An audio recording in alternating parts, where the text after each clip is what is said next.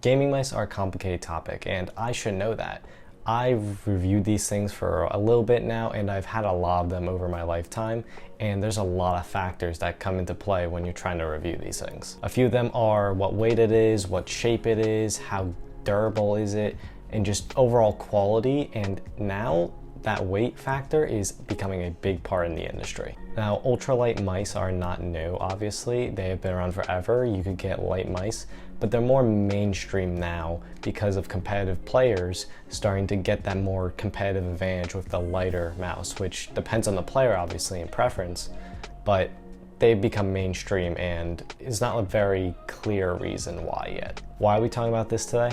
Well, because I finally got my hands on the Origin 1X, which is one of the first right-handed ERGO ultralight mice on the market. It's also wireless, so to me, this is more of a Superlight competitor, so I think it's finally time to look at it. Now, opening up the box itself, you got the USB dongle or receiver and an extender for it. It has a USB-C to USB-A cable in the box, an extra pair of PTFE feet for the bottom of the mouse, and an instruction manual. Now, the USB extender is very similar to the Logitech one that came with the G Pro and Superlight, except that it's just made of a bit thinner metal of a casing. So you might be able to notice that, especially around the USB-A port, but it's not super big of a deal because it's usually going to be hidden away or pushed back, and you're not going to be using it much. Now, luckily on this batch I got, which is the newer batches, the casing does not slide out the internals like the older batches, just like Brandon Taylor's did.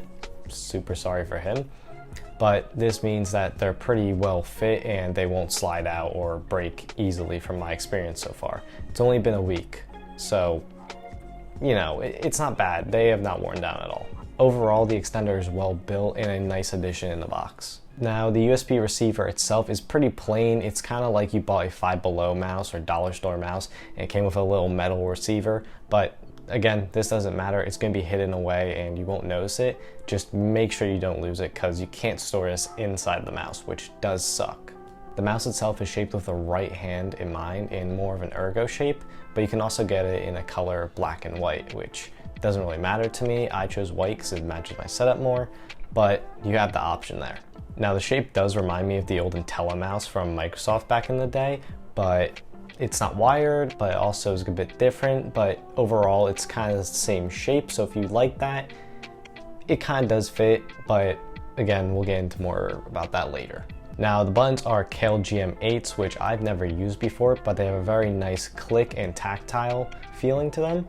I'm not really a mouse switch guy. I never looked into it much. I like keyboards a bit more, but looking into this, a lot of people do like to swap these switches into a lot of mice, including the G Pro. And I never got to try them before until now, and I get why people like these so much to mod them into other mice. It's amazing, and they are super reliable from what I'm hearing, and up to 50 million clicks their whole lifetime, which is pretty good. So overall, great choice on the switches here. Now, looking at the front of the mouse, you can see it has USB-C, which is a huge godsend to me because the G Pro did not have USB-C, which really did irk me a bit because I don't carry many micro USB cables around my desk or setup because USB-C is everywhere now. My Switch uses it, my phone charger uses it, except it's lightning. Again, it doesn't matter. But I have a lot of USB-C cables instead now, but this finally works with them. So Logitech kind of should get on that. A lot of other mouse manufacturers should. Now, onto a few key features. Is 65 grams overall. That is insane to me. It's just like a Superlight in my opinion, obviously a different shape, but it feels amazing and it kind of feels like there's nothing in your hand at a point, unless you're trying to notice it. It is using a PAW3335 sensor with a weird liftoff distance, and you can't change that, and we can talk about that in a little bit, but you're kind of stuck with that. It has a 48-hour battery life, which is 7 hours a day and 7 days a week.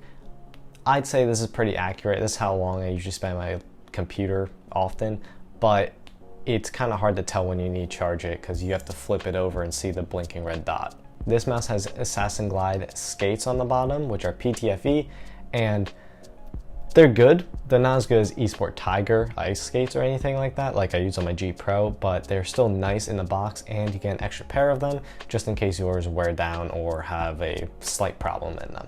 Now, this mouse is plug and play, there's no drivers needed, but the thing about that is that there is no software. So you can't change the DPI to exactly what you want. You can't change the refresh time on it. You can't change a lot of anything. And there's no RGB obviously, so you don't need to worry about changing that.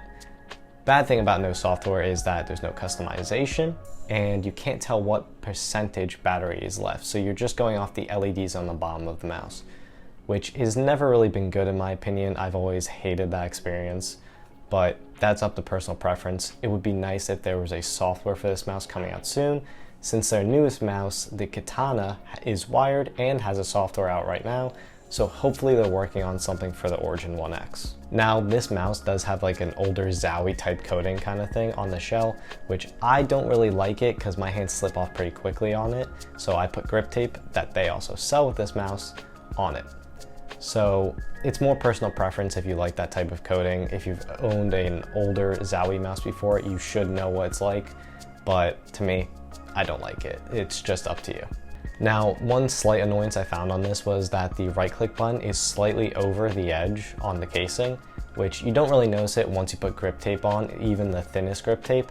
It's just a slight annoyance that might have just gone past quality check and doesn't matter because of how small it is, but I kind of get it. It's just a slight annoyance to me. The scroll wheel feels a bit too stiff when I'm scrolling, especially compared to the G Pro or other mice I've used.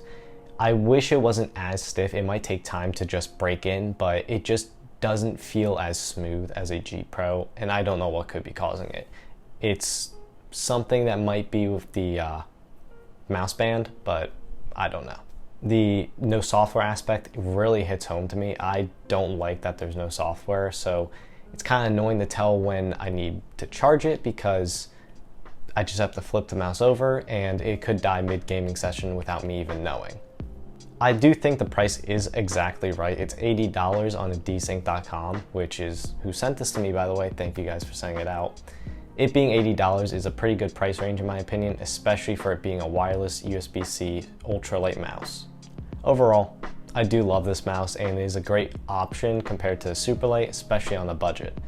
I just hope that they add a software and fix some of those bugs, but overall, great job guys. I love this mouse and I'll probably continue using it as my main until a few more arrive. Anyway guys, that's the end of the video. Thank you so much for watching. If you haven't already, click that subscribe button and turn on the notification bell for when I upload more of these reviews. I have some more mousepad reviews on the way, including some from Addice and Esports Tiger and some more as well. I'm very excited to show you guys these. So get subscribed, turn on the notification bell, and like the video if you liked it. If you didn't like it, I think you know what to do.